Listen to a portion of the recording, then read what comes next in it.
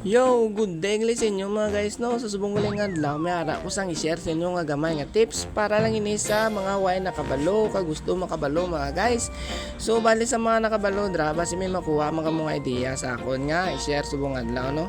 So ang sakit ni pero may kakabukan sang valve seal.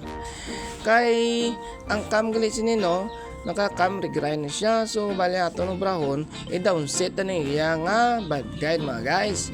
Balikwaan ta lang ni siya sang lock. So base magambal ka mo mga guys nga matanggal rin siya no, hindi na siya matanggal kay tested and proven na rin siya. So bali ari king tanggal ta na iya nga lock no. So before ta na ibalik limpyoan ta na ikakrumdo gasolina para limpyo manikag plastado. So ang ako nila nga gamit nga tools ni mga guys, DIY ni siya, barbula ni siya sa Exarimon 2.5 kag original nga valve guide. Kaya para hindi mabuka ang aton valve guide nga takod mga guys. Magtakod dili mo sa guys, inaynayon lang kay para sigurado nga tanlong. Kaya palpag talang kayo na sa guys kay white asang freezer machine mga guys no. Magpalpag gali ka mo sina, inaynayon nyo lang kay para hindi mabuka ang aton valve guide nga itakod.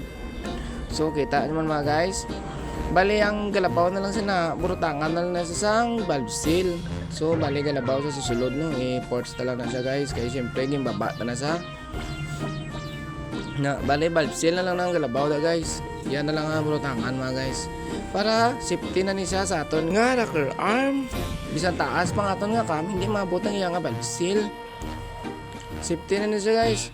React na lang din ko mga guys. Kung naganahan ka mo sa aton nga video, kag sa mga nakabalo na mga guys, liyaw ko lang comment para mas ma-improve ta aton nga trabaho.